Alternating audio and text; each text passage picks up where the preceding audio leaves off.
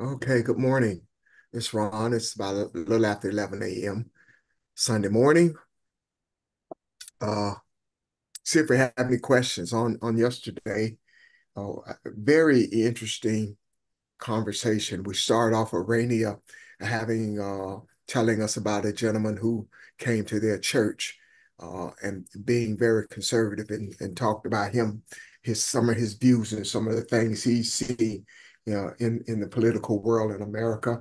We talked about that. We talked about looked at that from a tried to look at that anyway from a spiritual perspective as much as we could see.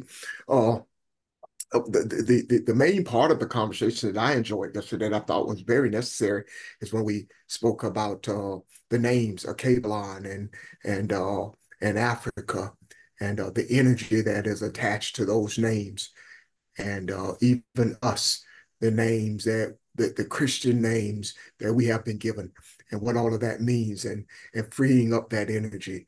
So uh and of course, we talked about many other things which I don't remember. So if there are any detailed things that you remember, you have a question about any of that or a question about anything, please feel free.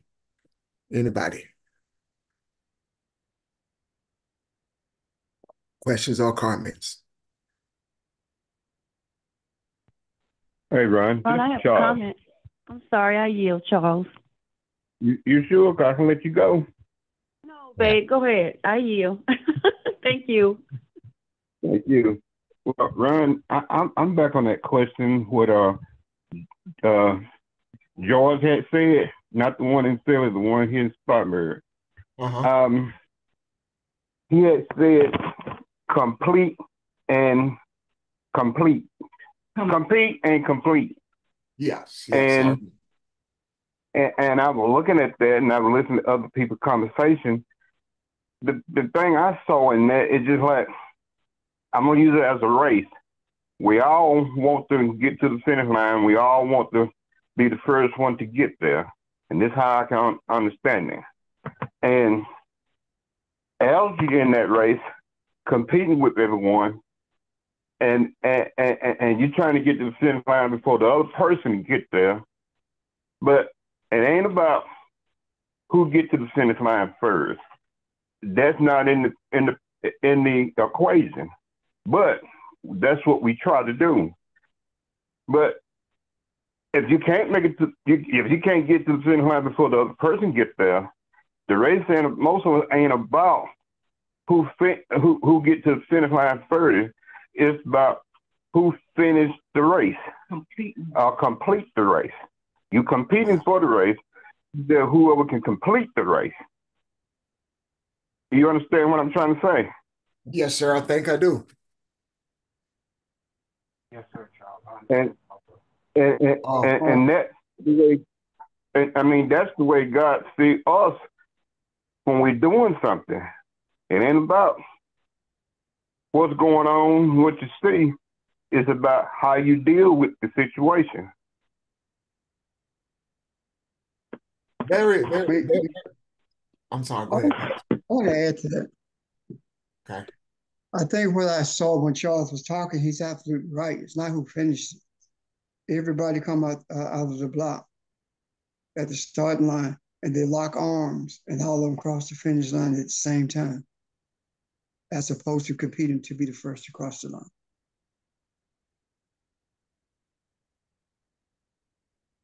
Make sense? It You got does. it, Real. Okay. You on the you on the head.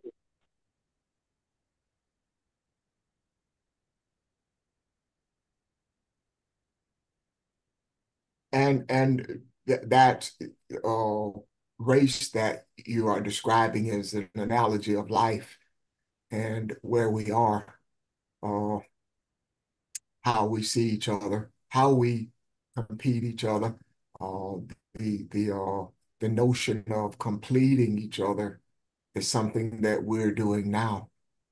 We're very much a part of that, and so good observation. Anything anyone wants to add to that or question?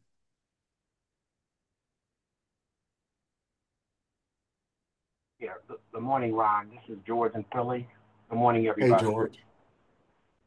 Yeah, I also wanted to just respond in terms of what Pastor just mentioned, because in our history, in terms of just the kinetic teachings, the children, and even all of those who were involved in what we call games that the children played.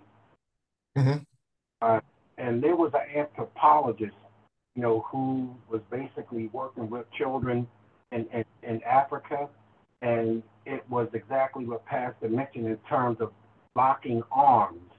The children, were saying to, the Caucasian anthropologist that why should one person receive, all of the goods for winning the race because he came in first, and for one person to have it all where everybody else, is sad or disappointed because they wasn't involved. And so in this race, it just came down to be that when it was time where he said, get ready, go set, go, they locked arms. And I think this is part of the teaching in terms of I am because we are. And I think that's, something, I appreciate Charles bringing up, because that's, I think the mindset that we have, that it was never about an individual wanting to hoard it or have it all, but how do we together lock arms and all of us can experience, that joy. I just want to share those thoughts. Thank you for letting me share. Thank you, George. I remember you relating that story to me before, and that's what I thought about when Charles was talking. I couldn't remember it all in detail, but yeah, I thought about that. And that's what we're in the process of doing, is changing that mindset. The winner is not the one who has everything. In fact, that's the loser, the person who doesn't see the need or have the heart or the desire to share and make sure that everyone has. And there is absolutely no reason why this country, any child in this country should go without. Absolutely none. But good start. And what we are describing again is the notion that was we've discussed many a times, the difference between a country and a nation, or just being a community. Okay.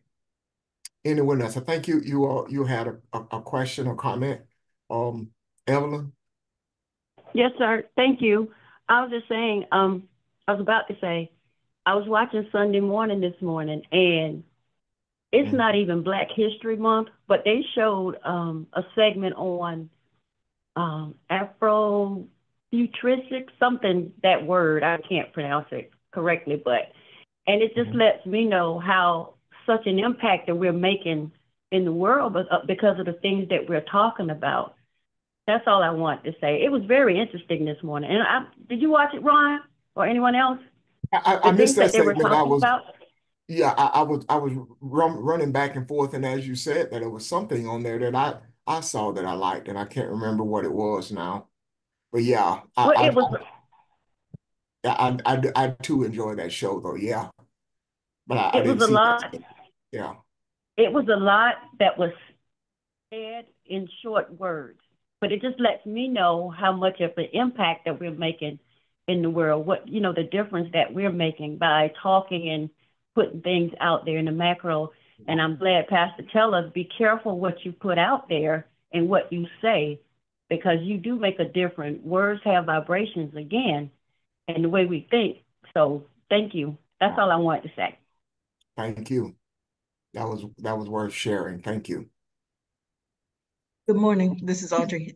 Evelyn, I didn't see it, but I've read about it. I think it's called Afrofuturism.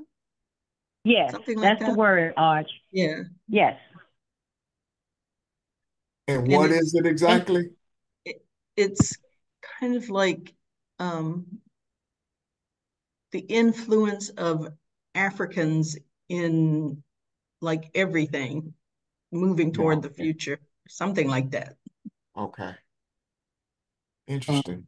you know what's happened when the efforts were made to relegate African awareness to 1 month in February, 28 Mhm. days out of 365.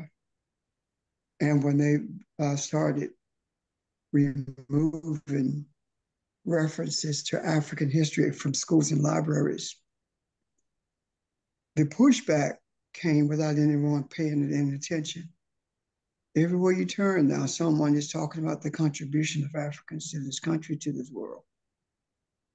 So there is no longer a 28-day period when you can talk about us. It's being done every day in different venues. Before that push to hide it, it was not like that. I'm done. Okay. Thank you. Anyone else? Question or comment about anything?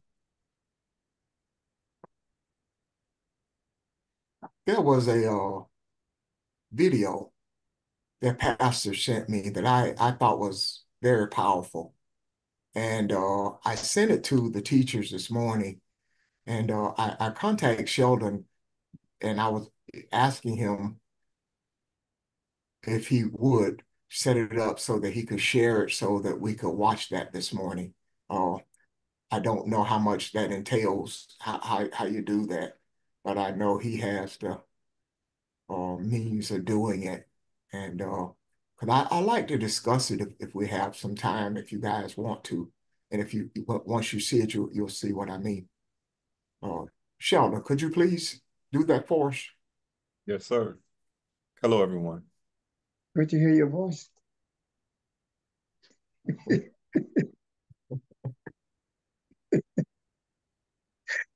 Okay.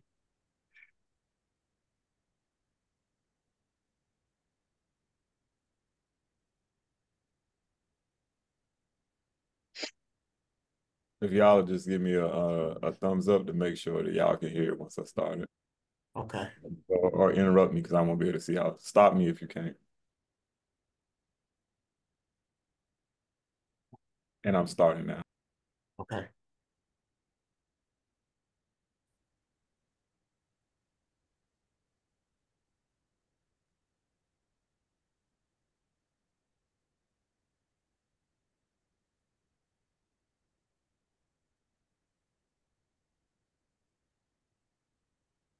Can't hear it. Not yet.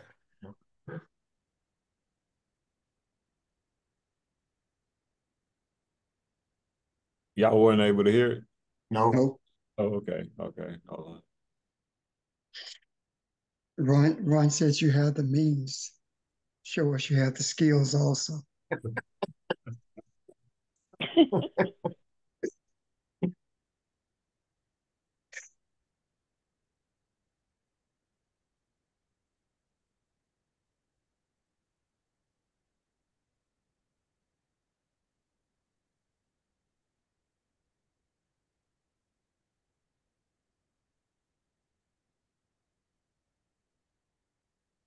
Okay.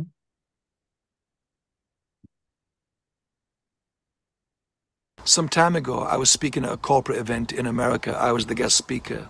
That night at dinner, I was at a table full of white people, and a guy, one of the bosses who'd invited me, actually started to tell a joke that I knew straight away was going to be racial.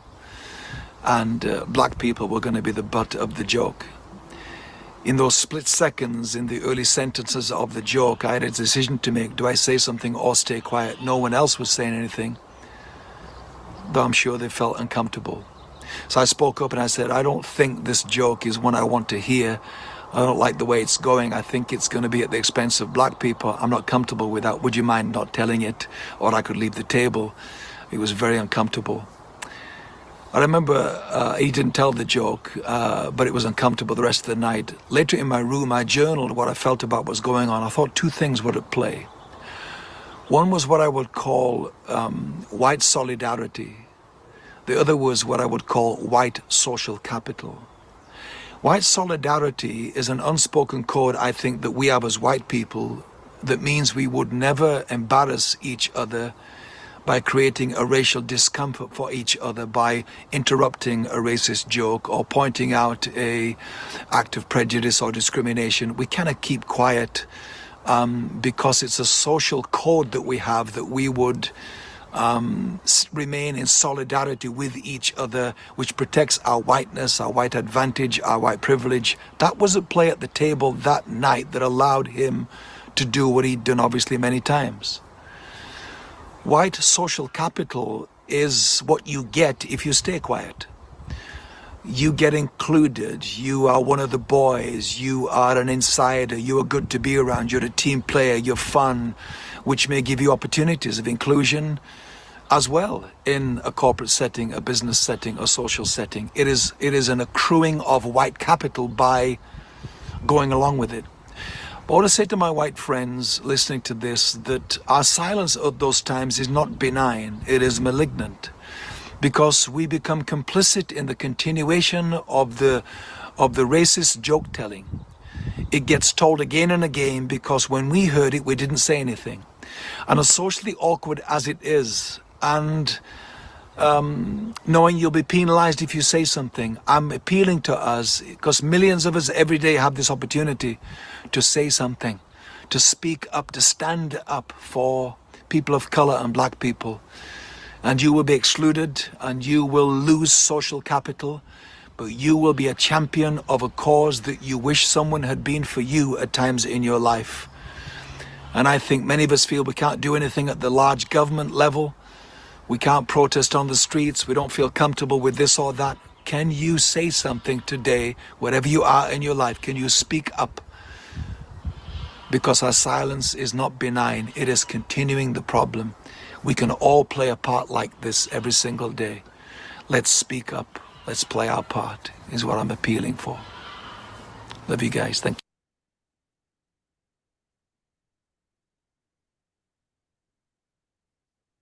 Thank you, Sheldon. More than welcome, sir. But before I ask you guys what your input or your what do you see in that? It wasn't so much the joke part to me that got my attention. It was the galvanizing of that attitude, that good old boy kind of thing. We're in an election year, and wouldn't it be so? Let me put it like this. Something I mentioned to Pastor. There is not a more powerful energy. There's not a more powerful source in the earth than what we do right here 3 days a week and what you go through on the weekdays in your meditation. Why? Because you're searching for truth. Your desire is pure, and your sincerity is marked the innocence of you doing nothing but looking for the pureness of life itself. And there's nothing that can compete with that. So as we listen to this, it has an opportunity to go out there in the cosmos, in the macro, and have an effect. So what did you guys hear in this? What do you think about this? Because I thought this was very powerful. Not just the joke part, but the everyday life when people don't say anything. Anybody?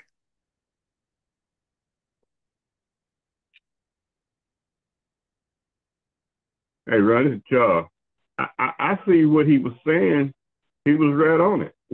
A lot of us black people don't say anything. I don't know if it's fear or, is it fear toward the white people because they have so much and we have so less, and they can say anything to us and make us feel like we can laugh about it or shun it. And when they were approached to me with stuff like that, I told them right then, and they looked at me like it sort of like oust me, and I didn't care.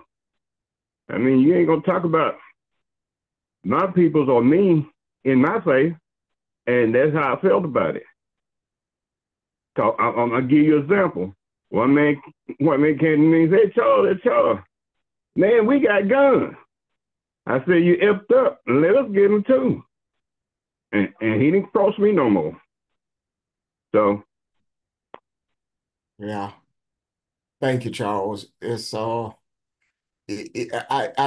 agree with what you're saying. We suffer from this as well. I think a lot of European Caucasians, however you want to say it, get caught up in this rhetoric during the course of a day, and they don't feel this way, and they don't speak up, and because of their people are afraid of the backlash, and that's I think that we have this is an opportunity to address it and influence it, and that's what not that being your motivation to influence it, but just to straighten out and offer truth, the same thing we've been doing. So I just thought it was an opportunity to address this. Good morning. This is Barbara. The thing that I thought about was what you all led in with your discussion, particularly when the race, when one didn't cross the finish line unless they all crossed the finish line. What this guy was saying is to not say anything is to be complicit with it, agree with it, to be one with that thing rather than one with rightness or righteousness. And so if we're going to follow the laws of the universe, the guidelines of the universe, and we understand that we are one together, when one is wounded, we all are wounded.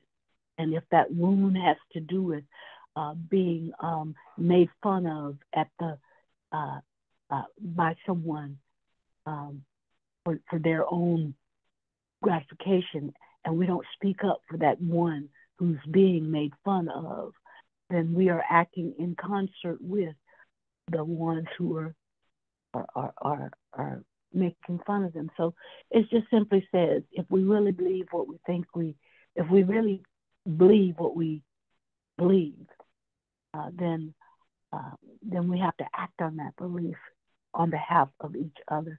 And it doesn't matter if it's another Black person or a person of color or someone who has a disability or something different, just because that person is being made fun of doesn't make it right.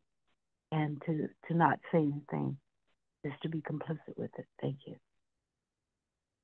Thank you. Thank you, Barb. Yep. Hello. I was just smiling, Barbara, as you were with what you were just saying. I had written something down similar while the video was playing, but was waiting for the racist aspects to be, I guess, addressed first. And what I saw was not just looking at this from a racist standpoint, but standing up as we begin the conversation on the onset, talking about community and talking about. I didn't just see it as the idea of the the Black people in terms of the racist joke, but more so standing up for those things that, for example, that we speak about that comes from Kabbalah, those principles, just generally speaking, below the surface and all of that represents. So, for example, in this country, there's an ideology more so that pushes people and encourages people to be selfish. It is antithetical to community. There's a lot of individualism to the point where helping someone, a community, is actually frowned upon. So it's just not something that is being racist that is important for all of us to speak up against. It is also all the small little things that are dear to us and that we know are important, or more so the fabric of who we are in our soul, and not to be caught up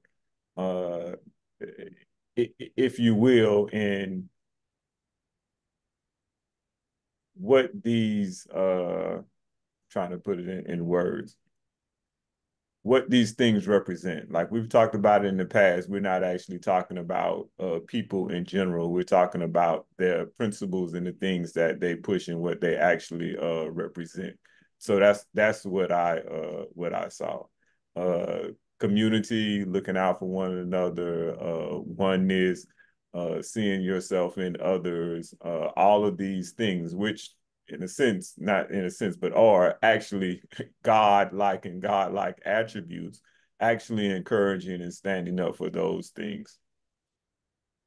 So in terms of what I mean by Cape Line, what I'm talking about, basically what we've been talking about for at least the past 6 months, all of that which can't just be wrapped up simply in a couple of the words. Yeah. Yeah.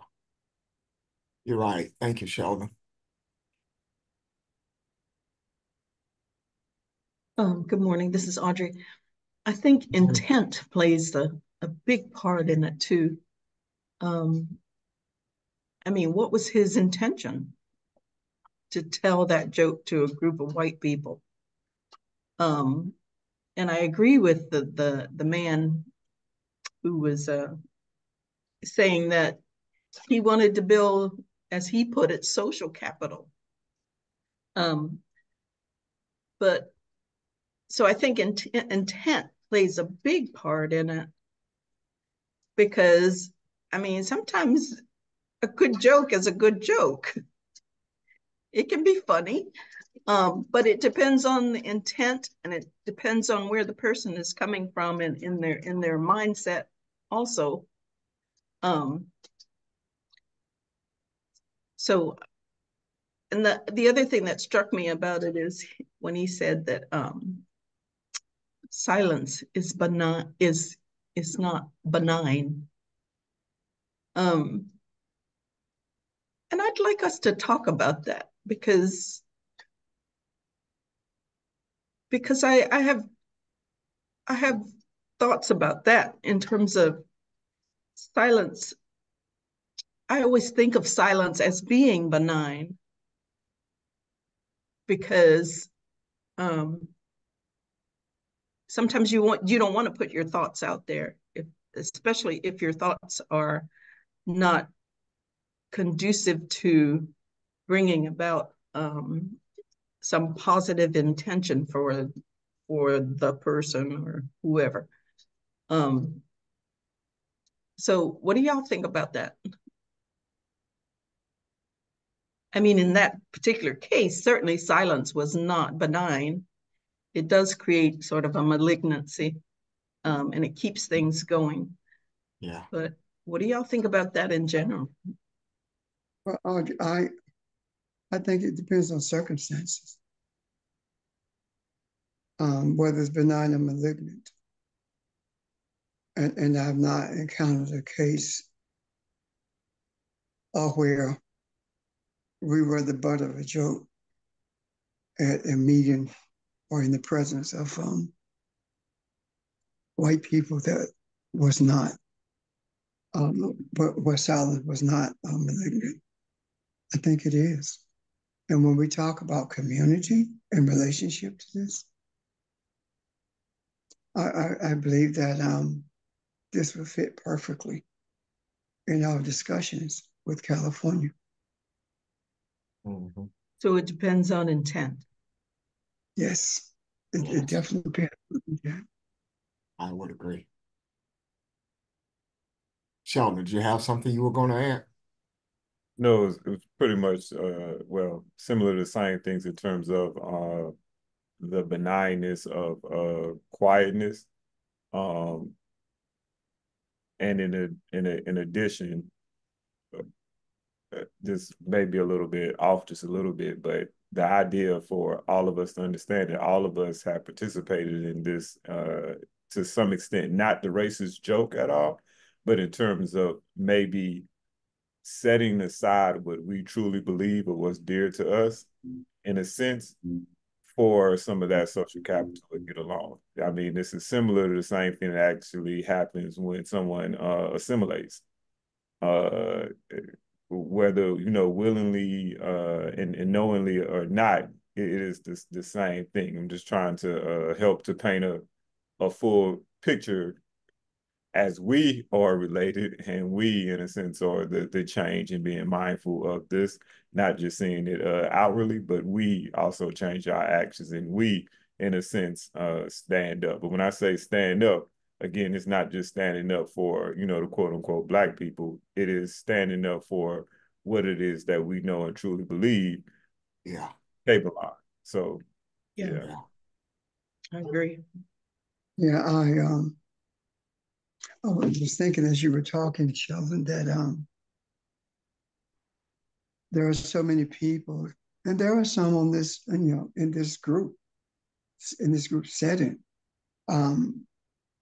who know what the truth is in terms of the difference between religion and spirituality, yet they conform to it. And in conforming to it, they give the pat answers to questions that's expected, as opposed to asking, do you really want to know? And then responding. So it does not just simply apply to, as Audrey pointed out, the racist jokes. It applies to a plethora of things that we consciously and subconsciously want to avoid. Because there are periods when silence can be really loud. And that the loudness of that silence is heard based upon how you respond. For example, the expression on your face speaks volumes. Looking at that person and walking out of the room speaks volumes. However, there are times when it is extremely necessary for you to voice your distaste for what's going on. It's necessary for you to speak the truth to power. It's easy to speak the truth to people in this group. This is much more difficult to sit down with a quote unquote pastor or religious teacher and speak the truth, as opposed to just being silent. And that, to me, that is the same thing, same principle rather, that this guy was expressing about being silent with racist jokes. I've raised the question before with Europeans, people of European descent, people with the European mindset. What do you do? Especially liberals. What do you do to make a difference? Do you challenge your friends when they make statements that are racist? And sometimes it's very difficult, and I'm not trying to give white people a pass, but sometimes it's very difficult because they don't know they're racist. It's so deeply embedded in their society, they don't know they're racist. I was listening to the interview with Toni Morrison and a reporter, and the reporter asked Toni Morrison, why is it she did not use white people in her books, her stories, and would she ever consider them being a main character? And Toni Morrison's response was, you don't realize how racist that question is to you. And of course, the response was, I don't think it's racist. And Toni went on to say that, to ask her, how many white people how many white writers have you asked when they're going to include Black people in their books, when they're going to have them as a main character? And of course, you could not answer that question. And so what I'm saying in regards to that is, when that question was raised, the person answering the question, raising the question rather, did not really feel that it was a racist question, but she didn't know any better. We are taken for granted so much, and our feelings are overlooked or discarded or ignored so much until it has become a norm to say anything that you want to say to us or raise any question about us, and with the expectation of us dropping our head in silence, or with the expectation of us embracing it. At some point, we have to stop doing that. Why? Because if we don't, then we have let a teachable moment pass by. And that's, I think I said this, I'm not sure, that one of the pastors of European descent with whom I had a close relationship, and that relationship was tested when Trump was elected. And the things that when Trump talked about asshole countries, and I saw the favorable comments that this particular pastor posted. I challenged those comments, and he stopped posting. But then I just, that's when I left Facebook. I've been intermittently on and off, but I left Facebook because my being on Facebook was going to draw me into some challenges that I would receive in a political way, as opposed to dealing with them from spirituality. So I do believe that this guy who spoke did not allow a teachable moment to pass. I do believe that this video should definitely be sent and will be sent to Eric, the pastor of the church in California, with the express intentions of bringing it before the people so that we can have that discussion later. Thank you. Thank you. Very well said. You're in Sheldon. I want to look at silence again. I got an example, and see if this applies. I remember some years ago, I love history. I was looking at something because I was a kid when the Cuban Missile Crisis happened, and I was looking at some information about it because I wanted to kind of get a better understanding of what was going on. But I remember them interviewing the cabinet of John Kennedy, and almost to a man, most of them said, all of them, as far as I can remember, they opposed the decisions that were made in that room that day. But everybody was afraid to speak up. Everybody was afraid to say, this is wrong. We shouldn't do this way. Let's call Moscow. Let's get into a discussion. To a man, they were afraid. None of them knew how the other ones felt. But there's a thing out there called groupthink. And groupthink may be gripping this whole nation. I don't think, I mentioned to you, as we all have, knowing people that extremely nice people, but that will seemingly take up arms for Trump. I wonder what they're caught up in. And maybe that's something different. Maybe I'm talking about two different things. But I'm talking about those that recognize or realize that something doesn't set right with what I'm seeing, what's going on here. And I am afraid to voice that. I am afraid. I'm a part of this because I'm a part of this good old boy thing. I can't say anything.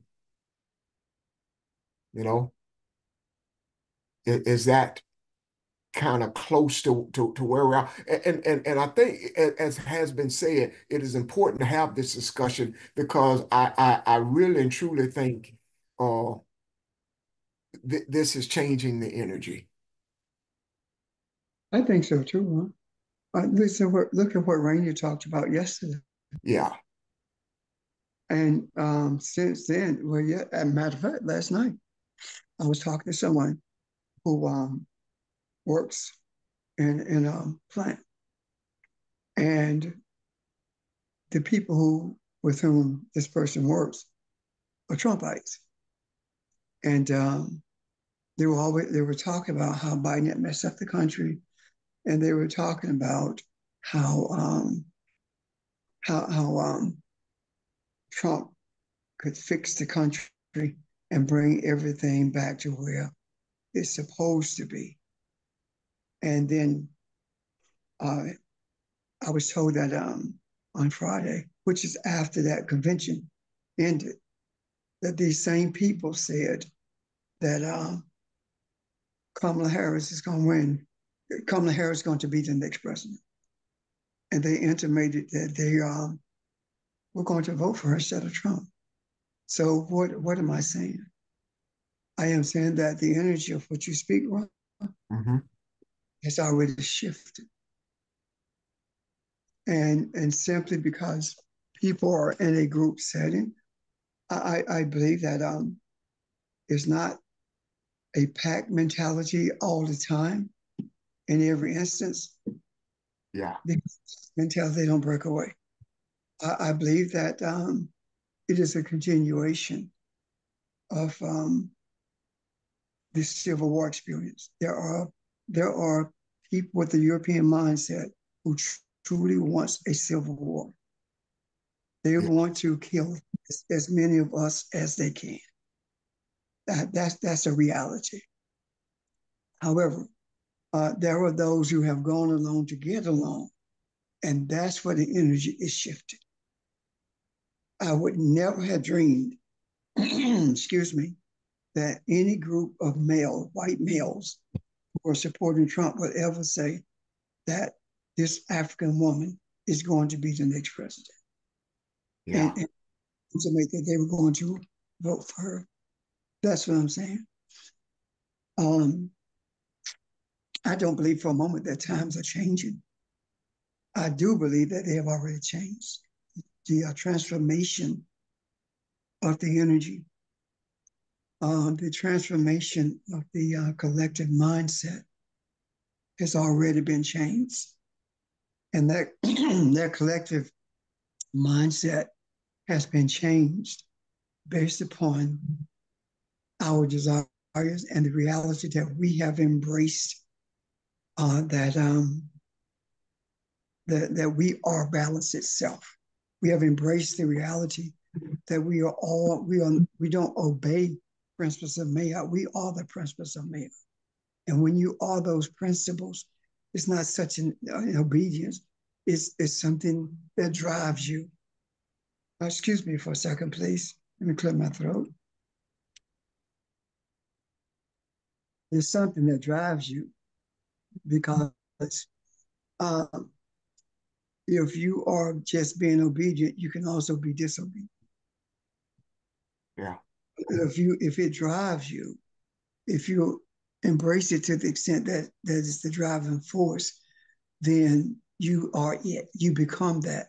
And that's, as a man thinketh in his heart, that, as you process with your soul, that's what you become.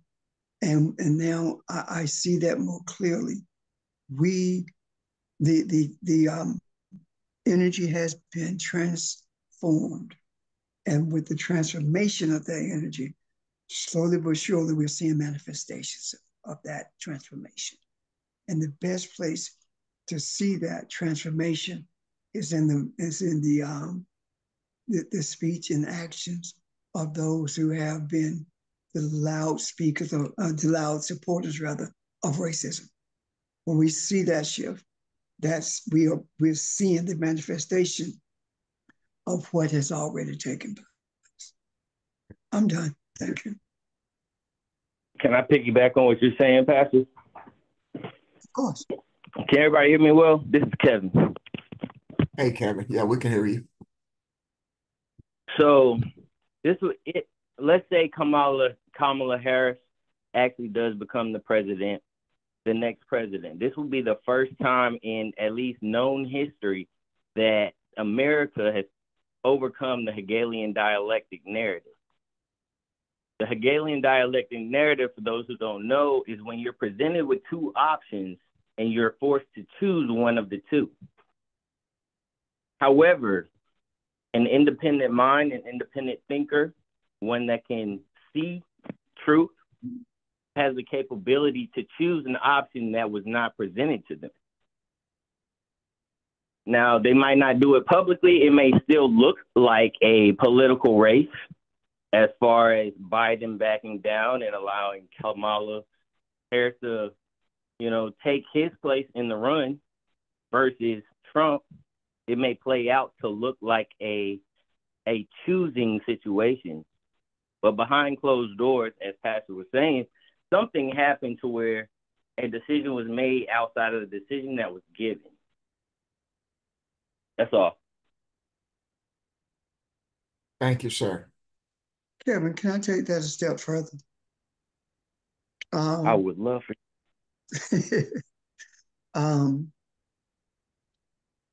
they are given they're forced into a choice also because the $100 million that has been received for the Biden-Harris campaign cannot be used if Harris or Biden is not on the ticket. So they don't have a choice but to leave her on the ticket. And they don't have a choice but to put her at the head of the ticket. Because two things. One, they don't want to lose the opportunity to use that money. And two, they know if they remove her from the head of the ticket, they're going to lose because African people are not going to have that. They're not going to stand for that. They will not vote. So as you said, the choice is being forced. Thank you. Thank you, gentlemen. Thank you. Thank you, Kevin. Anyone else?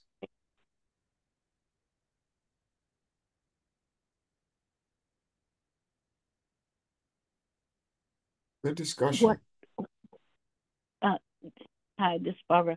What you all just talked about is, I think, something Pastor said in the last several meetings, that the African woman being on the throne, that the African woman is on the throne,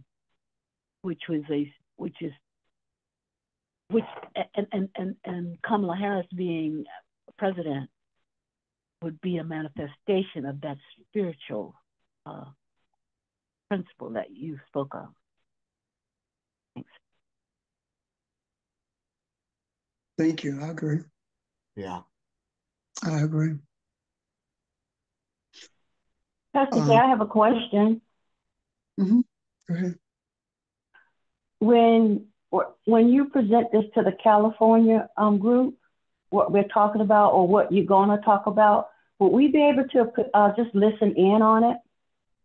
Let me think about that. Okay. Thank you. You're welcome.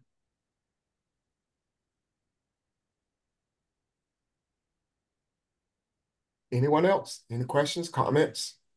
Great discussion.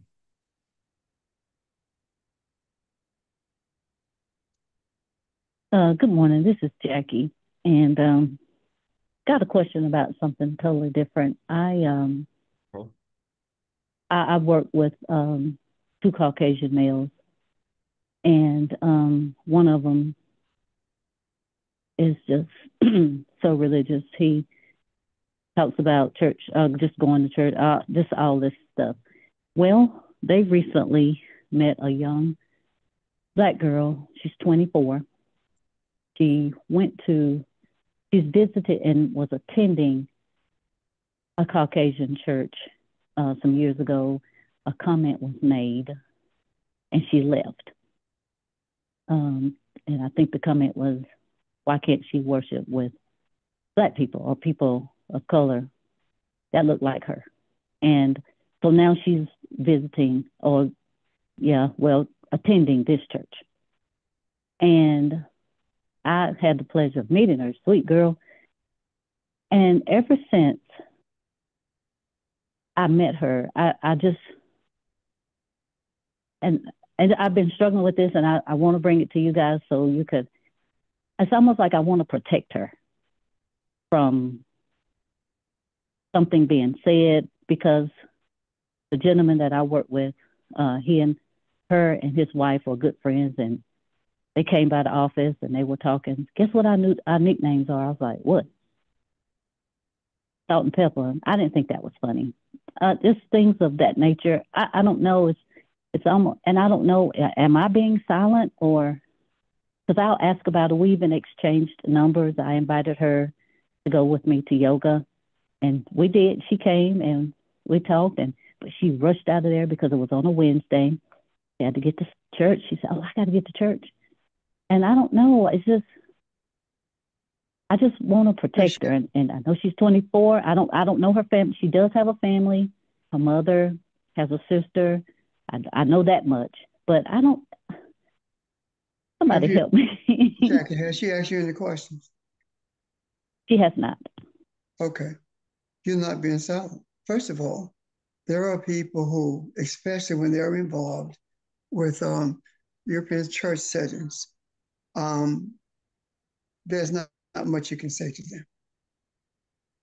them. They are going to, as they put it, follow where the Lord has led them.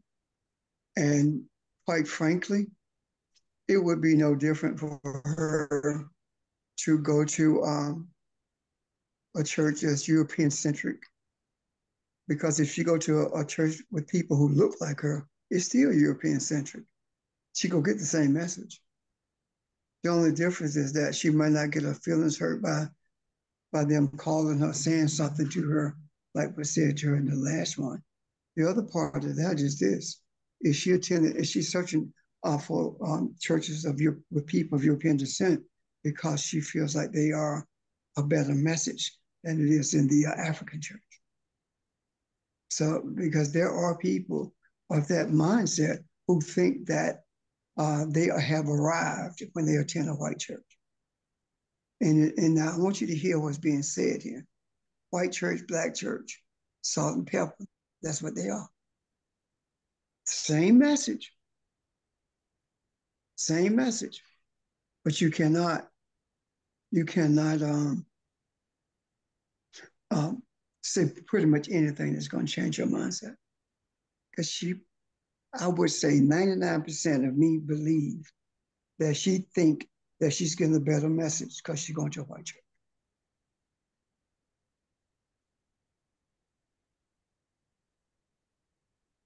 So no, Jackie, you're not. Jackie, if I could just add, Jackie, sooner or later, if you cultivate friendship, sooner or later, she's going to ask you some questions. Yeah. So it'll come. She made the comment to him.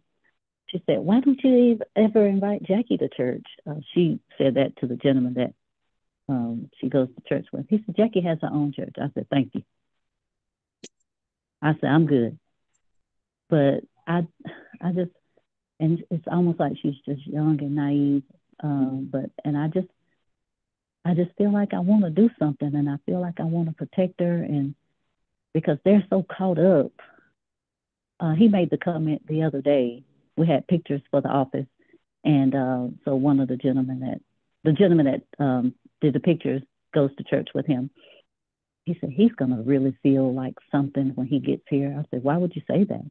He said, "Well, yesterday was his anniversary. We did pictures on Thursday. Yesterday was his anniversary, and don't you know he didn't even come to church, and didn't even send his kids, which his kids are young, they can't drive, they're underage, they're minors, and he didn't even send his kids, nor did he come because it was his anniversary."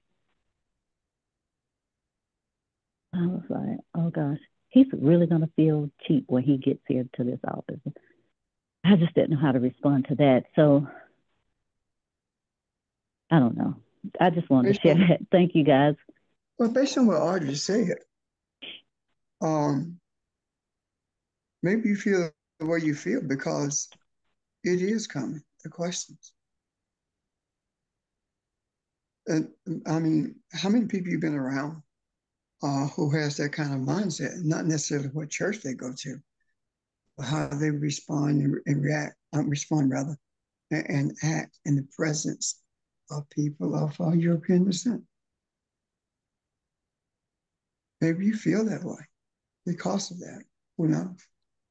I think you brought the question to us. I mean, brought this event to us, not for her purpose, not for her only, but to put in the macro to cause the thought process to kick in action about why am I here?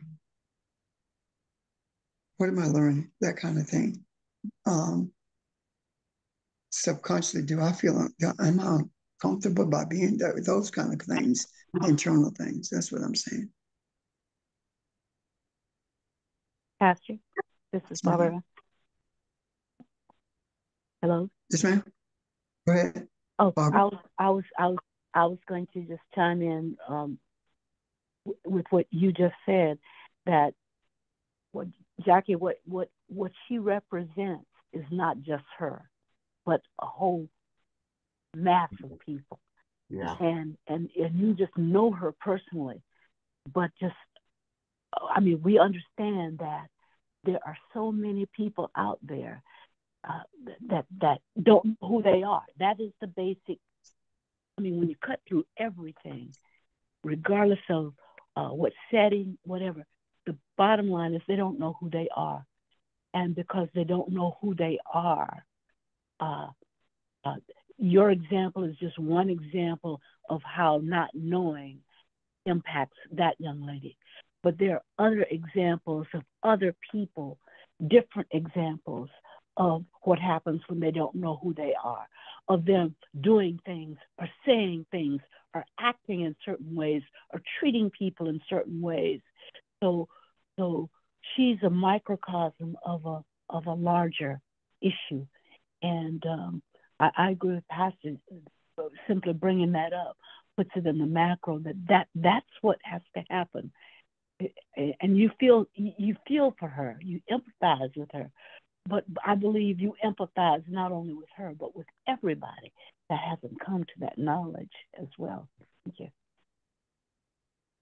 Thank you. Thank you. Thank you, Miss Barbara.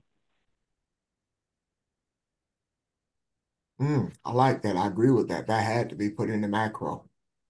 This is larger than that, just that isolated incident. Yes. Do we know what we mean when we talk about putting something in the macro? Have we thought really, do we really think about that? I believe putting things in the macro is a way of saying to the universe, our desire is for these things to be manifested. What we are saying, we are seeking a manifestation so that everyone can see the order, the way the order of things should be. If we put in the macro, we're not putting it there simply for people to learn or to pick up. We're putting it there for manifestation. Does that make sense? Yeah. And that's very important. And I would endeavor to say to you, every time you speak, you put in something in the macro. Every single time. The energy of your words, as Evelyn brought up earlier, the energy of your words carry weight. You cannot sit on the fence. As a matter of fact, when you begin the journey of spirituality, there are no fences for you to sit on. You are either spiritual or you're not. You cannot be religious/spiritual. That's not going to happen because religion is pseudo-spirituality. So if any one of you is a fence sitter, then you are actually religious because spirituality does not offer you fences to sit on. Religion does. You can sit on the fence with religion because it changes to suit the environment that you're in, or it changes based upon who you are. When we talk spiritually, it does not matter who you are. We make application of it to all of us. And some of you guys say, well, Pastor, just say anything. You're absolutely right. But the anything that I would say is not to placate anyone. I'm not going to placate you. I'm not going to speak religious terms to placate you. Even when I delivered the message at the other place last Sunday, I didn't placate anybody. I said what I needed to say. I didn't say it the way I said it to you because they are not privy to what you've been privy to for the last few years. However, to say something to make somebody feel good is not spiritual at all. You cannot do that. Either don't respond or ask them, do they really want to know? And respond that way. And the more people that get angry with you, the more people you know don't believe what they say they believe. Because if they believe it, they wouldn't get angry with you. It's just like if somebody tell you that all this stuff about you being God in the earth, that's not real. You're not a Christian, and you're absolutely right. You're not. But does that anger you? I doubt it. What that anger you is your discomfort. Thank you. Thank you, sir. How we doing, y'all? Everybody okay? Questions, comments? Okay. Good discussion. We may be at and I that was very important at the end there. I like Pastor going back and reinforcing to us what it means to put something in the macro, how important that is, and how that fits into everything we do, because we do use that term a lot in what we are doing or attempting to do anyway when we speak about that. No. We're not attempting to do anything. Okay. Attempting is like having hope. Gotcha. As long as you have hope, it never happens. If you attempt, it never happens. We are doing it. Okay. Yes, sir. We are doing it. We're not attempting. Thank you. Yes, sir. And I'd also like to follow up with a comment that the distinction is that we're doing it based on the principles of the universe. I think you said, Pastor, everything we say goes into the macro. Yes. But everything we say does not resonate or vibrate with the principles of the universe. So our desire and our intent is to ensure that whatever we say vibrates, resonates with the principles of the universe, and that way we can be assured of the manifestation that is actually seen. When we do it the other way, it's like the orchestra, and you have that chord that just that it just you just know it's the wrong key and the wrong chord because it just stands out. It doesn't synchronize with the orchestra. So that's what we're doing as part of putting things in the macro. We're simply resonating with the universe and play, for lack of a better word, playing our instrument, our desire, and putting it in the same symphony that the universe has already orchestrated. So we're simply playing back and reverberating what's already out there And what happens is it becomes stronger, it becomes more vibrant, and you see it. It manifests for not only you, but others who don't even know, who weren't even thinking about the symphony that was being played, have no idea, but know that they've heard something beautiful. They've heard something that speaks to them. And that's sort of what Pastor, you and Kevin were talking about earlier. There's something that speaks to you beyond the choices that you are presented with your eyes, because it speaks to you and you hear it with your ear, and then it manifests to the eye. So in a sense, you can't just say things just to be saying. It has to be lined up and aligned with what we've already talked about in terms of Ma'at and the universe, and we as one with the universe. Sorry, I said a lot to say that, but hey, thanks. Thank you. Don't apologize. Thank you. Yeah, very well said. And that's a great place to pause. Yeah. Pastor, I'm sorry. Were you saying something? Go ahead. Don't apologize. That's what we talk about when we talk about righteousness prevailing. That's exactly what Barbara is describing. Yeah. I wanted to add on. Oh, go ahead. Sorry. No, go ahead, Sheldon. Okay, I wanted to add on to what Barbara was saying, and start out with what Pastor Richard was saying also in terms of putting it in the macro. And if you notice, what we're doing is we are acknowledging certain principles within ourselves and painting that picture, if you will, but within ourselves. So the intentions of that and finding that thing, I'm not going to say that we're learning about, but that we are becoming more aware and rediscovering in a sense.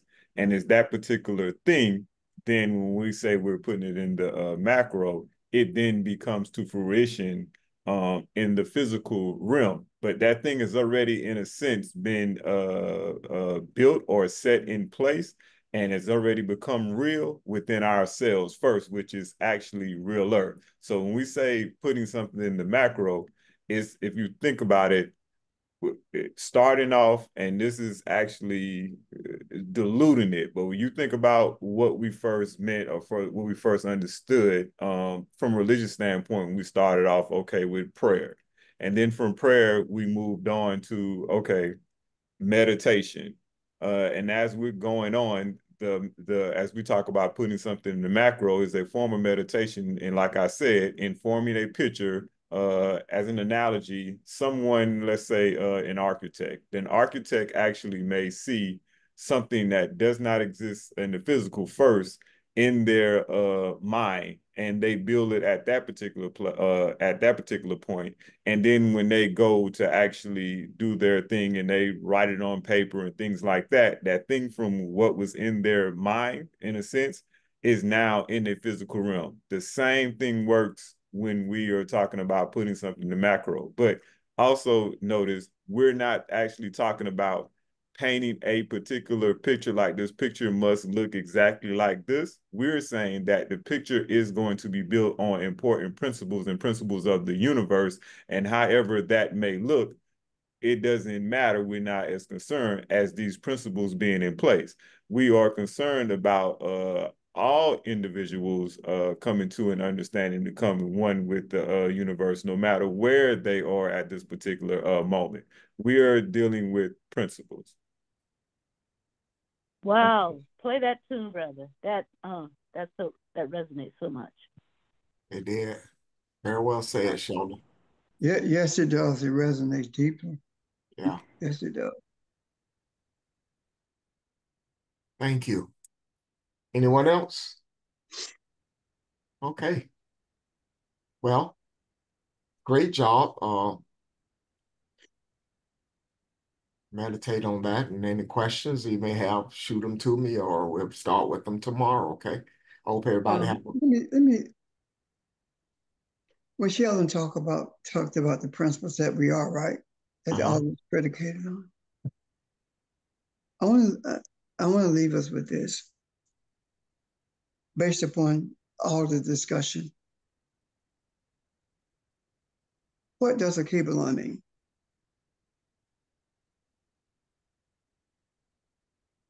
Come on, someone, please. I know Garden of what life. Garden of life. Yeah. Mother of life, right?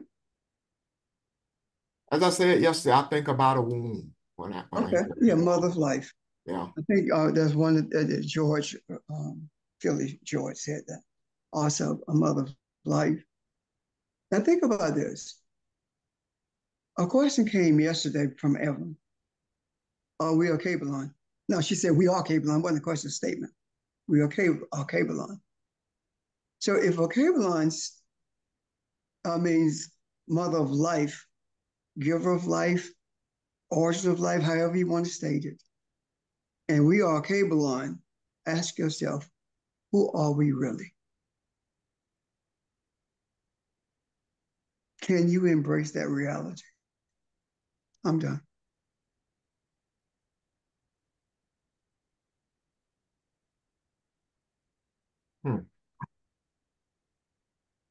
Are you Okay. able to listen? That's all. Something to ponder. Thank you. Any questions or comments before we go on Pastor's question? It's rhetorical. Okay. Thanks, everyone. Hope you enjoy the rest of your Sunday, and look forward to tomorrow evening. Bye-bye. Bye-bye. Thank you. Bye, everyone. Buddy. Thank you. Bye, everyone.